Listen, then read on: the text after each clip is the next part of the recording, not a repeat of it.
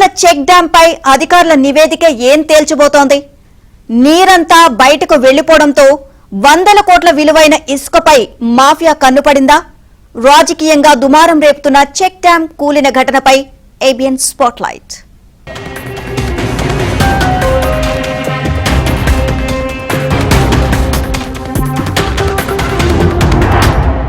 పెద్దపల్లి కరీంనగర్ జిల్లాల్లోని తనుగుల గుంపుల మధ్య మానేరు నదిపై 24 కోట్ల వ్యయంతో చెక్ డ్యాం నిర్మించారు.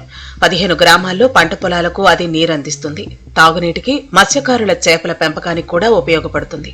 మానేరు నదిపై నిర్మించిన ఆ భారీ చెక్ డ్యాం వారం రోజుల క్రితం ఒక్కసారిగా కుప్పకూలిపోయింది. దాంతో నీరు మొత్తం దిగువకు వెళ్లిపోయింది.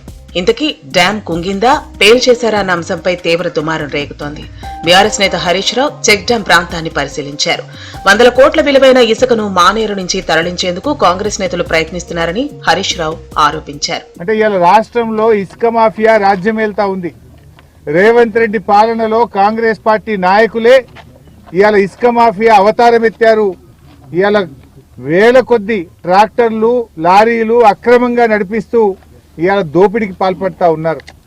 తమ ఇసుక మాఫియాకు ఇసుక తీయడానికి చెక్ డ్యాం అడ్డంకిగా ఉందని, ఈ చెక్ డ్యాం నిండా నీళ్లుంటే ఇసుక తీయలేమని రాత్రికి రాత్రి ఈ చెక్ డ్యాంను పేల్చివేసినారు. ఇది గతంలో కూడా జరిగింది. ఇదే పెద్దపల్లి నియోజకవర్గంలో హుసేన్ మియా వాగు మీద భోజనపేట గ్రామంలో చెక్ డ్యాం పేల్చారు. అది ఆధారాలతో సహా రైతులే పట్టుకున్నారు. హుసేన్ మియా వాగు కేసులో ఇంతవరకు ఎఫ్ఐఆర్ నమోదు చేయలేదని హరీష్ రావు గుర్తు చేశారు. మానేరు చెక్ డ్యాం విషయంలోనూ అదే జరుగుతోందని ఆయన ఆరోపించారు. అయితే హరీష్ రావుకు పెద్దపల్లి కాంగ్రెస్ ఎమ్మెల్యే విజయ రమణారావు గట్టి కౌంటర్ ఇచ్చేందుకు ప్రయత్నించారు. బీఆర్ఎస్ హయాంలో నాసిరకం నిర్మాణాలతోనే అన్ని డ్యాంలు కూలుతున్నాయని ఆయన ప్రత్యారోపణ చేశారు. జెలిటన్ స్టిక్స్ పెట్టి చెక్ డ్యాం కూల్చేసినట్లుగా నిరూపిస్తే తాను రాజీనామా చేస్తానని విజయ రమణారావు సవాల్ విసిరారు. అసలైన ఇసుక దొంగలు బీఆర్ఎస్ లోనే ఉన్నారని ఆయన అంటున్నారు. అసలు ఇసుక దొంగలు వాళ్ళ కుటుంబం, ఈ రాష్ట్రాన్ని సర్వం దోసుకునేది వాళ్ళ కుటుంబం. ఇప్పుడు చెక్ డ్యాంలో నిర్మాణం చేసింది వాళ్ళ ప్రభుత్వంలో టెండర్ పిలిచిండ్రు. బీఆర్ఎస్ టీఆర్ఎస్ ప్రభుత్వం ఉన్నప్పుడే నిర్మాణాలు జరిగినాయి. నిర్మాణాలు జరగడంతో పాటు వాళ్ళ ప్రభుత్వం ఉన్నప్పుడే మంత్రి నియోజకవర్గం నుండి ఇక్కడ కరీంనగర్ నియోజకవర్గం వరకు 8 చెక్ డ్యాంలు కూలిపోయినాయి. అంటే వాళ్ళు కట్టిన వాటికంటే ఎక్కువ చెక్ డ్యాంలు కూలిపోయినాయి. అంటే ఆ కూలిపోవడానికి కారణం ఏంటంటే నిర్మాణం సరిగ్గా జరగకపోవడం, డిజైన్ సరిగ్గా లేకపోవడం, తర్వాత కాంట్రాక్టర్లతో వీళ్ళు కకృతి పడడం, తర్వాత ఇంజనీర్ల పర్యవేక్షణ సరిగ్గా లేకపోవడం, ఇవన్నీ కూడా వాళ్ళ ప్రభుత్వంలో కూలిపోయినాయి.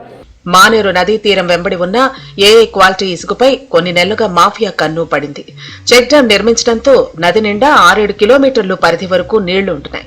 దీంతో ఇసుక తోడటం, అక్కడికి వాహనాలు వెళ్లటం ఇబ్బందిగా మారుతోంది. ఇసుక మాఫియానే చెక్ డ్యాం కూల్చి నీటిని బయటకు పంపించిందన్న అనుమానాలను స్థానిక రైతులు వ్యక్తం చేస్తున్నారు.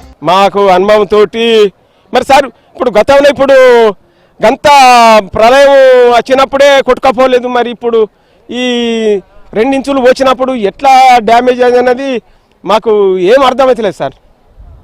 అప్పుడు పోనుండే సార్, అప్పుడు పోతే ఎలాంటి ఎవరి మీద అనుమానం రాకపోవచ్చు. కానీ ఇప్పుడు ఈ 2 ఇంచులు పోసేటప్పుడు ఈ కూలిపోయిందంటే ఎవరికన్నా కూడా ఎట్లుంటుంది సార్? దాన్ని మీ ప్రభుత్వం, మీ అధికారులు దాన్ని మీరు ఇది చేయాలి. ఇక నీళ్ళు ఇటు అంతా కొడితే అటు మన 10 ఫీట్లు, 8 ఫీట్లు, 9 ఫీట్ల లోతాయి ఇసుక. ఇటు 25 ఫీట్ల దాకా ఉంటుంది. ఇటు 25-30 ఫీట్ల దాకా ఉంటుంది. ట్రాక్టర్లతో తీసుకుపోతారా? ప్రొక్లైన్లు వస్తాయా, టిప్పర్లు వస్తాయా? మన వాళ్ళైతే మన ట్రాక్టర్లతోటే పట్టుకపోయేది, ట్రాక్టర్లతోటే. అధికారులు ఏమంటారు, ఏమన్నా చెప్పిండ్రా మీరు? మాకు అధికారులు కట్టి నీళ్ళు ఏమని అంటున్నారా? అంటారు. ఇప్పుడు లేకపోతే ఇప్పుడు పంటలు ఇప్పుడు సీలు పెట్టే బాపతి అందరూ ఆపచిచ్చారు. మళ్ళా రాజకీయంగా దుమారం రేగుతున్న తనుగుల చెక్ డ్యాం వ్యవహారం చినికి గాలివానగా మారింది. ఈ చెక్ డ్యాం ఘటనపై పూర్తిగా దర్యాప్తు జరిపించాలని కేంద్ర మంత్రి బండి సంజయ్ కుమార్ ఏకంగా సీఎం రేవంత్ రెడ్డికి లేఖ రాశారు.